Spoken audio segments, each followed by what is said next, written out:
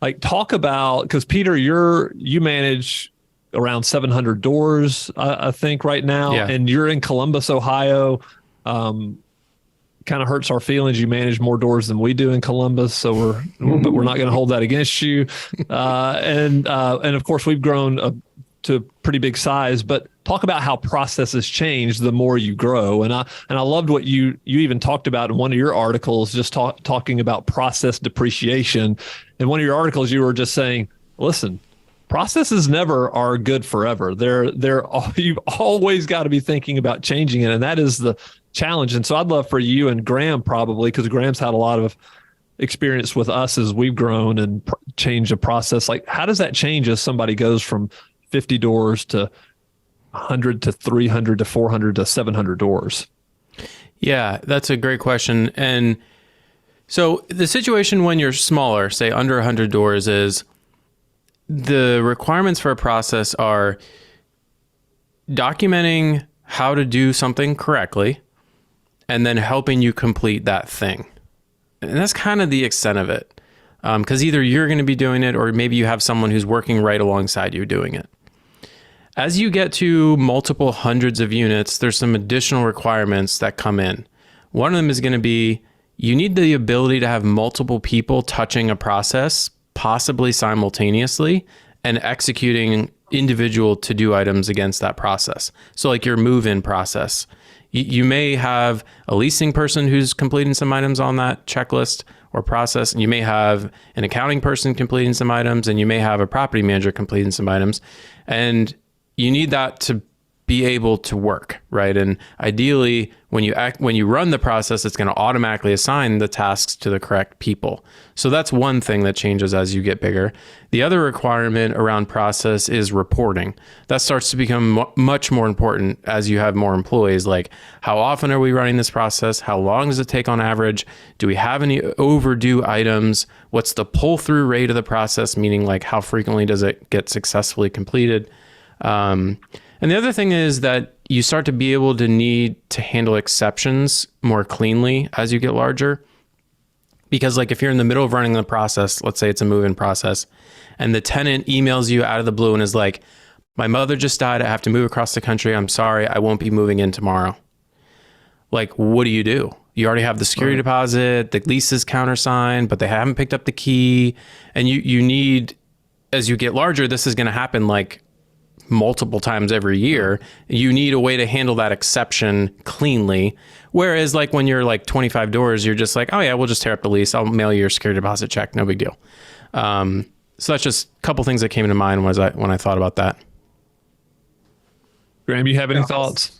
Yeah, I was thinking about, you touched on it, multiple parties being involved, like being very, very clear about those lines of demarcation, like who is responsible for what. And anytime there's a handoff, like there being really clear documentation of what it is, like what is sufficient, for handoff, like, right? Like if you think about, I don't know, like an owner onboarding process, like maybe the salesperson is handing it off to a property manager. Well, like if we don't have a W-9 yet, like they can't get into, we use that folio, right? Like, so like, a BDM or a salesperson may just want to like sign up a property management agreement, like lob it over the fence and expect somebody to just catch it. And so being very clear about like what has to be like all the way prepackaged, ready to go so that the next person or the next step in that process can continue and it's not incomplete. Like moving something incomplete through a process is just a recipe for it to have to like backtrack and go back, and you're very quickly out of process. So I was thinking about that. Servicing that information, Peter, you talked about like multiple hands in the pot, kind of like all touching the same checklist. And then that's when like ordering of events gets really important. And, somebody may be like waiting, or, you've already kind of like shown this lease renewal to somebody, but that other thing isn't ready yet. Like in a better way to do that is obviously not show the next person kind of what is coming until they're really able to action it. And Peter, you talked about it earlier, but I think it's very, very important to understand that what needs to get done is different than how to get it done and how to do it. So like that checklist of these are the things that need to get done, that is different than here's where you go click on it, or here's a video of a walkthrough of how to actually accomplish that particular thing in Buildium. Now, you want those two things to be close, but you don't want to muddle the checklist with all the how to do it, because really those checklists in a way need to become data and need to turn into some of that pull-through rate, or what sub-status are we in? How many of these renewals are we waiting to hear back from the resident on, right? Like that's almost like a sub-status within an overall status, like this unit is in this renewal phase. And so like when I think of checklists, I also think of being able to aggregate that data, and you don't want to mess that up with the video on how to, where to go click to accomplish that thing in AppFolio. And that matters when there's multiple people messing with it. Right. Yeah. And in my experience, good process software will keep that clean, but they'll provide you what I think is a superpower, which is they'll put how to do it where you do it. And so the checklist will be clean in the sense that it'll say, execute the lease, upload to software, notify the owner. And there's not 50 million sub steps for each one of those, like click here and compose, but within that step in the checklist, you can click and there'll be a little video showing you how to do it, or there will be a paragraph with some bullet points explaining how to do it. That's separate from the status, right? Of is this item completed or not completed? And look, you use LeadSimple's process software, right? Mm-hmm. So they've obviously put a ton of thought and effort into organizing that and doing it the right way. I'm also thinking for the 100 unit property manager, they may be running some of these processes off of spreadsheets or off of Google Sheets or the things like that. And so the temptation to mix and match some of that data, you can mess it up when it's a free form medium like a spreadsheet, or even in Notion. But separating those things, I think, is worth the time and effort, so that later when you're maybe upgrading to something like LeadSimple software, it's a smoother transition. Yep. And I think it's important to know also that the bigger you get, the more expensive it gets going out of process. So, I mean, Graham, can you even talk about, we were even talking this week about, hey, we've not been following a process here and it's cost money. Where do you see property managers possibly losing money when they don't follow a certain process or they outgrow a process? Sure.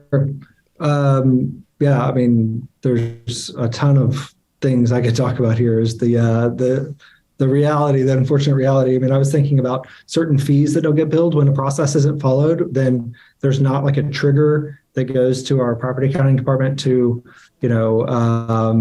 charge a financing charge or charge a certain fee, a notice posted fee or something like that. So literally leaving money on the table, leaving money on the street. Matthew found $1 walking back from lunch the other day, and it was just sitting there on the sidewalk, and he brought it back to our leadership team. Was like, this is what we're doing in our business. We just need to look around and we can pick up $3 on the ground. I thought that was going to be a lesson around the value of his time. So he decided to purposefully leave it on the sidewalk because the extra 3 seconds being back in the office, would be more valuable. That tell you a lot about the value of my time. I've been over to grab it. And if you knew what a germophobe he was, you'd be surprised that he picked that thing up off the street. Thought this was going to be like a pennies in front of a steamroller thing.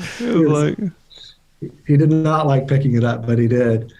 I was also thinking about our, there's lots, Spencer, there's lots of, it's a real dollar. When one thing gets off track, because you got a process because, look, I think that most people mean well, but a team member who feels overwhelmed may feel tempted to go outside a process because it appears easier to take the shortcut. And the reality is that creates way, way, way more work to get something back into process or to then fix the unintended consequence that you didn't realize you were going to have on something. I can't remember the number. Did you say it was like 17 times more work to get something kind of like fixed versus kind of getting ahead of something? I don't remember the stat exactly. Yeah, but some ridiculous that's in the book Scrum.